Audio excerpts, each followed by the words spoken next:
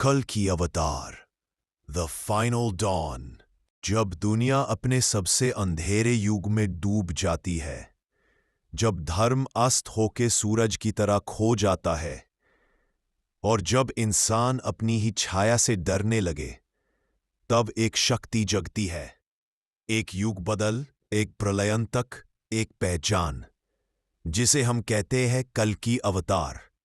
ग्रंथों में कलयुग का वर्णन सिर्फ एक युग के रूप में नहीं, बल्कि एक मनोवृत्ति, एक दशा, एक पतित समय के रूप में किया गया है।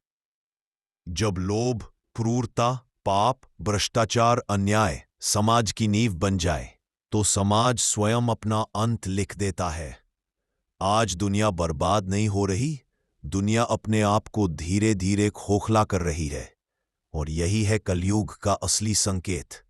पुराणों में स्पष्ट लिखा है, कलयुग के अंतिम चरण में विष्णु का आखिरी अवतार प्रकट होगा।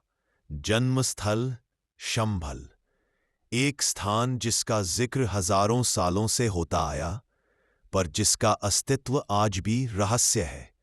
बरसात से धुले पहाड़, शांत नदी और एक गांव जहां युगों से चिरंतनी शक्तियां छुपाकर रखी गई हैं, वहीं शंभल। कहा जाता है, शंभल के एक कुल में जन्म लेगा एक ऐसा बालक जिसका स्वभाव शांत पर मन प्रदीप्त होगा। बालक छोटा होगा, पर प्रलयन तक शक्तियों का बीज लेकर आएगा।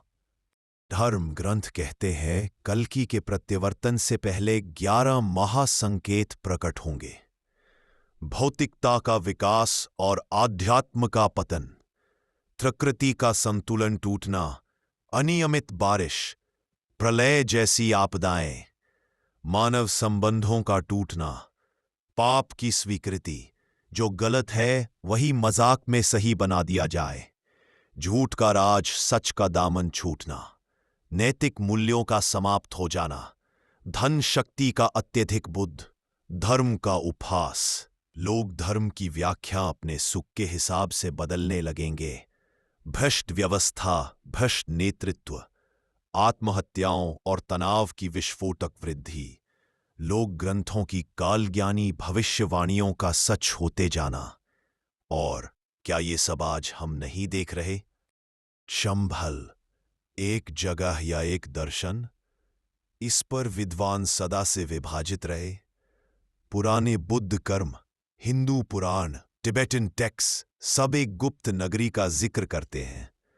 एक ऐसा नगर जहां योगी 100 वर्ष से अधिक जीते हैं, जहां प्रकृति और मनुष्य पूर्ण संवेदनशील संयोग में रहते हैं। यही वह स्थान है जहां से आएगा कलयुग का अंत। ग्रंथों में कल्कि को एक सफेद तेजस्वी घोड़े पर सवार दिखाया गया है, देवदत्त। देवदत्त का अर्थ है देवों का दिया हुआ। ये घोड़ा केवल एक घोड़ा नहीं, एक दैवीय शक्ति का प्रतीक है। कल्कि के हाथ में होगी नंदक, विष्णु की तलवार। कहा जाता है ये तलवार अधर्म को छूटे ही धूल में बदल देती है। नंदक का अर्थ है आनंद देने वाली, पर इसका कार्य पाप का समूल विनाश। ग्रंथों में एक रोचक बात मिलती है, कल्कि को एक मानव अवतार के रूप में लिखा गया है। उनका जन्म आम होगा, पर विचार विलक्षण। कल्कि का बचपन कठिन होगा, कष्टों से भरा, ताकि उनमें करुणा और हिम्मत दोनों जागृत हो। उनकी युवावस्था ज्वाला सी होगी, दुनिया के अनेक रूप देखकर उनके अंदर एक नया धर्म जागृत होगा, सत्य का धर्म। जब धर्म का योद्धा प्रकट होता है, तब अधर्म भी अपने सबसे भयंकर रूप में जागता है। पुराण कहते हैं, कल्कि के समय एक शक्तिशाली दैत्य कली का प्रभाव चरम पर होगा।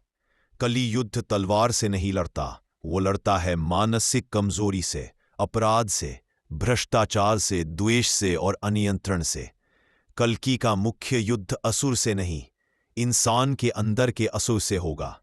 आकाश लाल हो उठता है, हवाएं रुक जाती हैं और समय अपनी गति खो देता है।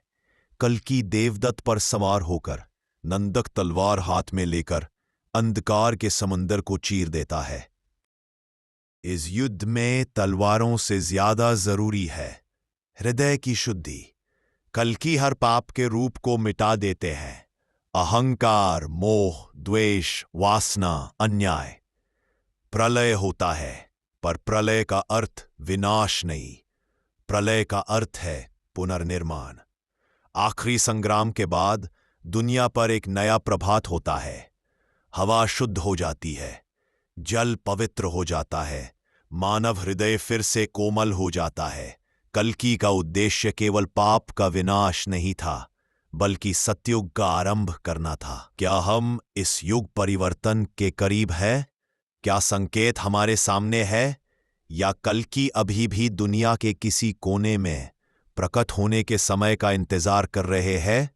सच जो भी हो, धर्म का सूर्य एक बार फिर उगने वाला है।